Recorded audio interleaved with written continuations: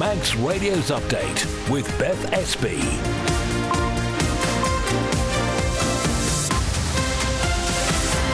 Well, first, my good evening. Welcome to Friday's programme. How are you? We'll have the main news for you in under half an hour, including, are the Isle of Man government's whistleblowing policies really fit for purpose? Well, the trade union is calling for an independent panel to determine what's actually classed as a whistleblowing case. We've got some encouraging news on water quality at several of the island's beaches. More local authorities have been setting their rates, so how much are you going to be paying for local services? And honestly, this is adorable. Did you know that some of the dogs protecting UK police forces are actually born and bred right here on the Isle of Man? We'll be finding out about that. There's a lovely video online as well. All that, the weather, the traffic and the travel. And if you'd like to get in touch, you can email studio@manxradio.com. We'll start with a roundup of the main news headlines, though, with Siobhan first. Fastamai. The demolition of the former Castletown Golf Links Hotel will start next week. The Department of Infrastructure says there'll be a closure along the length of Fort Island Road from 6 a.m. on Monday until 6 p.m. on the 2nd of March. A trade union on the island believes government employees aren't coming forward to report potential cases of whistleblowing because of a perceived lack of protection. Debbie Halsall from Unite the Union Isle of Man is calling for an independent panel to determine which incidents meet the criteria for investigation. Whistleblowing is managed internally from start to finish. That is unacceptable. World Cancer Day takes place next week, and this year a special event is being held in the Manx capital. On the 4th of February, anyone impacted by cancer is invited to take part in free classes and to speak to the island's cancer charities. And local post-hardcore band Silo have been putting Manx-made music on the world map this week with huge success across the water. The five-piece have dropped a brand new single, announced a debut album which will come out later this year, and they've been signed with London-based Easy Life Records. Further afield, an asylum seeker who followed a hotel worker before murdering her at a train station has been jailed for at least 29 years. Deng Chol Majek repeatedly stabbed Rhiannon White after she just finished a shift at Park Inn where he was staying. Detective Chief Inspector Paul Atwell is from the British Transport Police. It was a frenzied, sadistic and unprovoked attack. He laughed, danced, joked around in the moments after what happened. And to this day, he's never shown any remorse. A man accused of killing a healthcare executive in New York will not face the death penalty if he's convicted. A US judge has ruled the murder charge against 27-year-old Luigi Mangione is technically flawed. And Sir Keir Starmer is rejecting suggestions of a strained relationship between the UK and US. The Prime Minister insists the two countries remain very close allies. They're your headlines. I'll have your news in full at 6. Thank you very much indeed, Siobhan. Now the weather brought to you by Manx Glass and Glazing. No weather warnings tonight. It will be cloudy, though, with outbreaks of rain. That will become patchy at times. Fresh to strong southeasterly winds. They will gradually become a northeasterly wind towards the end of the night, and minimum overnight temperatures will be around 5. So tomorrow it's going to stay cloudy. The further risk of rain at times. Fresh winds as well. They'll become light in the afternoon. Top temperatures tomorrow around 8. And a pretty similar picture for Sunday. Largely cloudy. The ongoing risk of a few spots of rain. The winds will be light, though, and best temperatures around 9. Manx Glass and Glazing can supply and install single, double and triple glazing. Call 674 573 or visit the showroom on the Snugborough Trading Estate. It's coming up to 5:05 here on Update, and as we just heard, a trade union on the island is calling for an independent panel to determine what is classed as a whistleblowing case over here.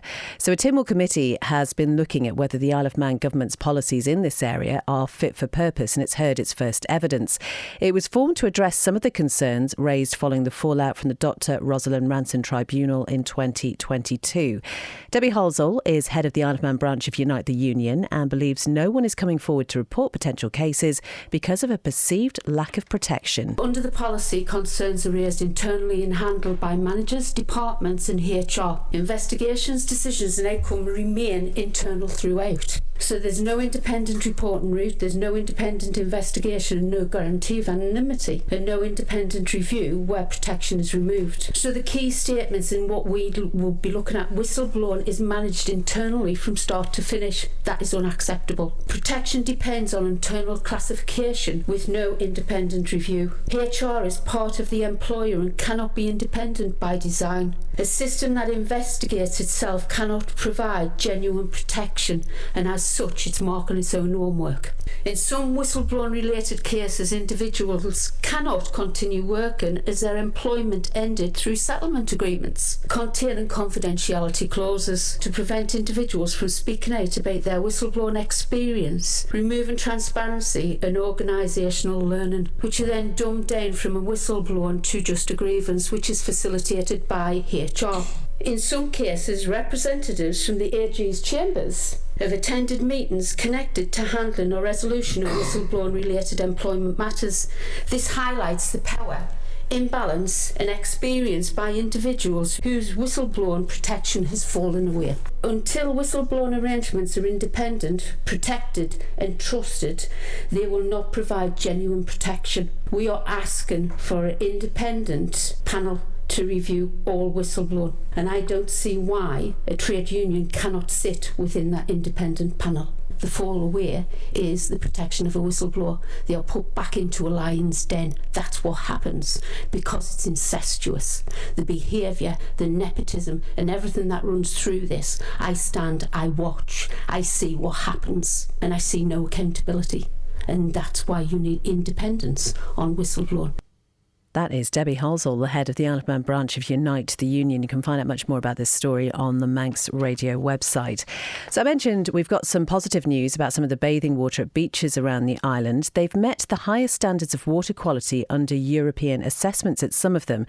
So water samples were taken from 8 beaches from May to September last year to be graded.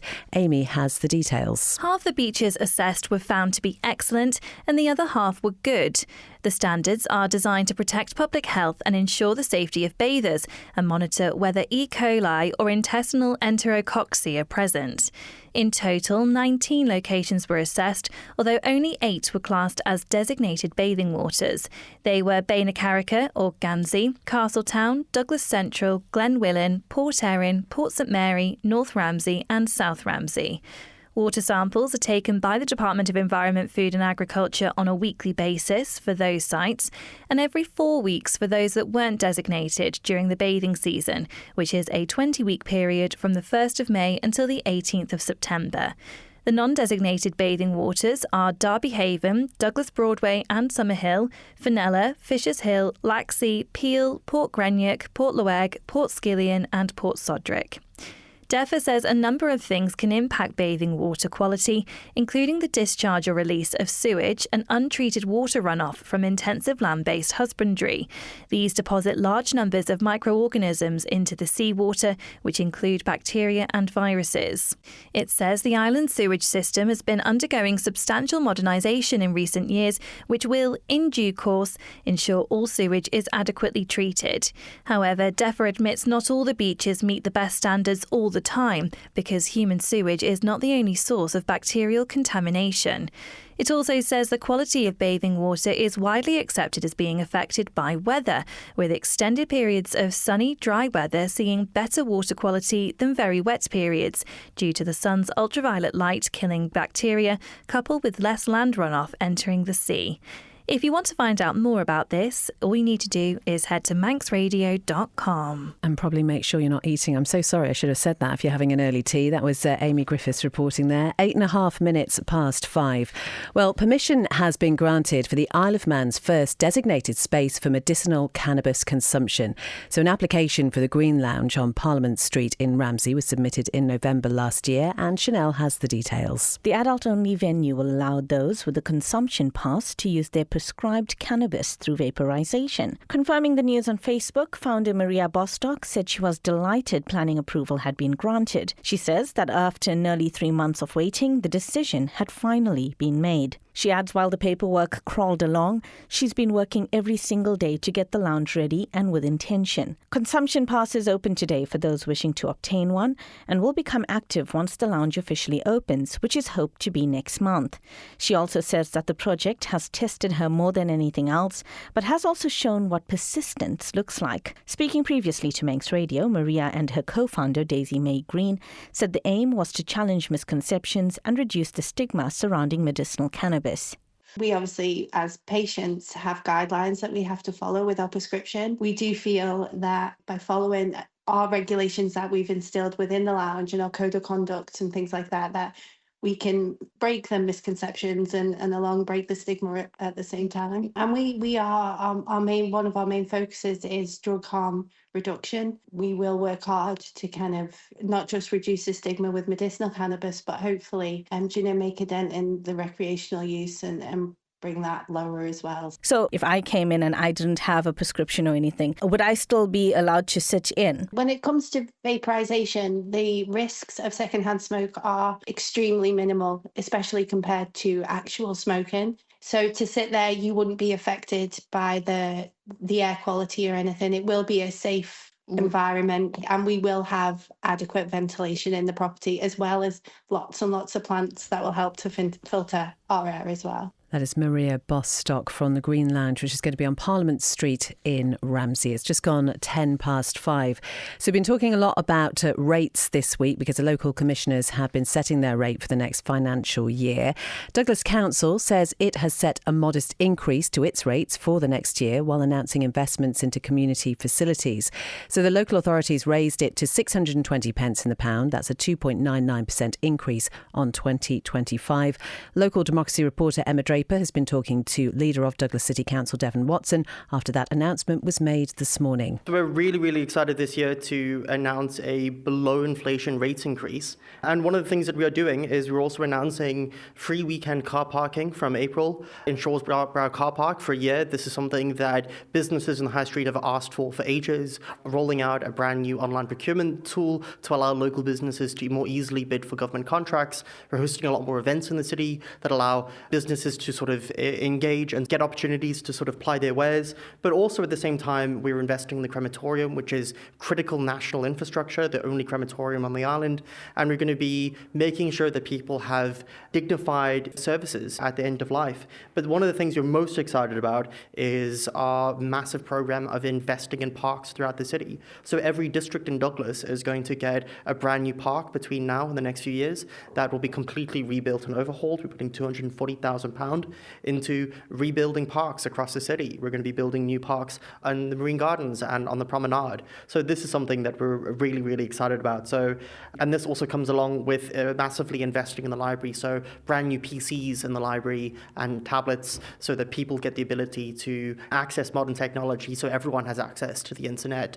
So anyone can write a CV, print out a job application, do homework, study regardless of whether or not they have their own PC at home, whether or not they have their own printer. So we're trying to make sure that not only are we investing a lot in people who desperately need these services, but what we're also doing is also making sure that no one gets left behind. And all of this with a below rates inflation. Very excited about this. How did you get to this decision? Obviously, I imagine it takes quite a long-winded process. So how did you get to settle on the rate that you've announced today? So initially what we're doing is we're staring at quite a significant rates increase, but what we've done is we've gone out of our way to find savings. We've gone out of our way to restructure things. We've gone out of our way to make sure that we have invested quite a lot into reserves. And that's what we're aiming to do, is a moderate rates increase plus massive investment in public services. That is the leader of Douglas City Council, Devon Watson. You can hear more from him on Manx Radio's Perspective on Sunday lunchtime from 12 with Phil. And as ever, all the rate stories are on the Manx Radio website, including the one from Ramsey, where a Ramsey commissioner says the budget there has been stripped back in an effort to maintain the authority's spending and keep infrastructure in the town in good condition. So June McGuinness is the board's lead member for finance and says the inflationary rise of 3.5% is going to give enough funding to maintain the town at a base level. So the rate's been set at 528 pence in the pound. That's an 18 pence increase. And for a standard 2-bed bungalow in the town, it will equate to around £21.60 more for the year. Again, Emma even has been talking to June McGuinness. The nature of rates is that they will not increase the amount of money we have to spend each year by themselves without putting the rates up. So unlike taxes, which are income-based, that will go up naturally as people's income increases, rates are a static amount. So if we don't put the rates up, we'll get the exact same amount of money back in this coming year. And as everyone knows, the cost of everything is going up and wages are going up, and therefore we need to put the rates up to accommodate that. What factors led to this decision, and what kind of process did you have to go through? Because I know you mentioned in the statement that there was various things you had to take into consideration. So how did you get to this point? The budget setting, as any keen listener of our board meetings will tell you, as far as I'm concerned, starts from the previous May or April. We need to consider what sort of big projects or small projects we're doing. But this year, having gone through quite an extensive sort of review of everything we wanted to achieve, we've really stripped it back and deferred an awful lot of ambitious projects with a view of just trying to maintain the status quo, keep our equipment and infrastructure in tip-top condition as the public would expect. We don't want street lights failing around the town, and all that contributes to an inflationary rise, which is the base level just to maintain the town in good order. Now, the statement does say, as you just touched on there, that there are projects which are being deferred or rejected. Will they have a future with the Commission, and sort of what were they? Always keen to stress that simply because we haven't decided to do something this year doesn't mean that we can't do it for the future. And that's why I've been so keen to get strategy plans in place for starting with the Morwick Park, but ideally across the town, so that we can look much further afield and into the future to ensure that we are planning for larger projects way out rather than year by year. And they've got a variety of projects that sort of didn't hit the end table. We've got some potentially preemptive suggestions for what we could spend some money in the Morwick Park, whereas we decided to wait until we've got an overarching strategy for that. And a couple of big street lighting infrastructure projects to increase lighting in certain areas where we don't have to do that legally, but it might be something we would wish to do. And because we've got a sort of maintenance budget we want to invest in, we haven't taken on bigger projects. That is Ramsey Commissioner Ewan McGuinness. Manx Radio Travel, serviced by Quayside Tyres. Well, all pretty good on the roads, really. The Mountain Road opened at lunchtime after the snow overnight, and loads of the ongoing major works should have finished today, so nothing really worth mentioning in terms of roadworks. All OK down at the airport. Then the steam packet, the Manxman, got into Douglas around 1:20 this afternoon. The return sailing to Heysham was cancelled because of the weather, so the first sailing out will be 7:15 tonight. Manx Radio Travel, serviced by Quayside Tyres. Call Quayside Tyres on 664417 to book your free vehicles winter check, so your vehicle is safe for you and other road users. You're listening to Update here on Manx Radio. It's just gone 17 minutes past 5, and it's World Cancer Day on Wednesday. That's the 4th of February. And this year, there's a special event being held in the Manx capital. So anyone who's living with or beyond cancer is invited to pop down to the NSC. And if you're thinking about increasing your physical activity, you'll have the opportunity to try out some of the classes there for free and to talk to the island's cancer charities. Siobhan has been speaking with Leslie Cunningham from the Manx Sport and Recreation to find out more. It's to get people into the NSC so they can have a chat with the support groups that are there. We've got classes on. If you register, you get a 10% discount at the CAF. And it's just to come and be sociable and access some of the exercises. We have a lovely lady called Wendy who does yoga for people who've had cancer, and she is unbelievable. And we've got free sessions on that you can access on the day. What I would suggest is that you email in and book into the kind of day. If you don't book in and you turn up, it could be that the classes are full because we have limited spaces in some of the classes. So if you would like to join us, if you had cancer, if you have family members that you supported during their journey through cancer, and you would like to just come and see what we've got on at the NSC, email h4l@gov.im, and if you can give me your name and your telephone number or an email address as well, that would be fabulous, and we'll register you so you know you can get into the sessions. And alongside kind of the tasters of the different sessions and things, all the sort of islands cancer charities are going to be in attendance as well, aren't they? So I mean, what difference does that make for people coming along? I think the support services that we have are amazing, and they really help people. Especially we've got Macmillan who help with the physical side but also the financial side of things. Obviously we have Macmillan nurses, but we've also got Naseem, so that's the brain tumour charity, and they're there as well. So there's a big group of people. If you've got any questions to ask, anything that's worrying you, that you kind of, you're not sure where to go, these people, if they can't answer you, they'll be able to point you in the right direction. That is Leslie Cunningham from Manx Sport and Recreation talking to Siobhan. Much more in the story on our website. You can find that email address there as well. And you can hear more in our latest newscast, available wherever you get your podcasts. Now, owners of a local dog breeder say they're really proud to be able to send their puppies to the UK for police training. Ian and Saskia Kelly of K9X in Laxey have been breeding German Shepherds for around 5 years now, and they've been talking to Darren Timpson. It's probably a bit of contention whether you can actually select a good one at this stage. They're so young, so that all we can hope for is that the ingredients are there for them to all have a good shot at it. They're only 8 weeks old, so there's a long road ahead and so many variables before they actually become a successful police dog. So we've been playing with them basically not far since they were born. We're exposing them to as much as we can expose them to. Obviously there's not had the vaccinations yet, so we can't take them out. But it's like now he's sat in the living room with TVs on, the kids are playing with him, the Hoover's going, the washing machine's going, so that's getting them used to all sorts of stuff. And then when they do move on, the people that get them, whether it's police or civilian, they need to carry that process on, but then start training them for what they want individually. So your pet owners will be more bothered generally about it. Sit, lie down, stay. Being well-rounded when you go out for a walk. The police obviously want all that, and then tag on other exercises like the tracking and the criminal detention and stuff. But it's all a game to actually. It's all reward-based. We're so proud that these little pups born in Laxey are going to go off and be crime fighters, and it's literally length and breadth of the country this time, you know. And how have recent dogs that you've sent across, how have they handled the transition? Yeah, good, and it's like, it isn't to be underestimated. There's a lot asked from these dogs on their course. I'm not sure if it still is, but the police dog course was 13 weeks. It's one of the longest courses within the police, and there is so much asked from them, and they're not all cut out to be police dogs, and they've literally got to tick all team boxes. As it stands at the minute, there's 2 of our dogs are still operational in Cumbria, so we still get updates from them. So it goes on, Oh, that's Saskia Kelly. Before that, Ian as well from K9X in Laxey. And I mentioned there's that lovely video. Do check it out on our website and on our Facebook page as well. Darren's been busy this week because he's also been finding out about handball. The chairman of the Isle of Man Handball Association says the sport has exploded in recent months.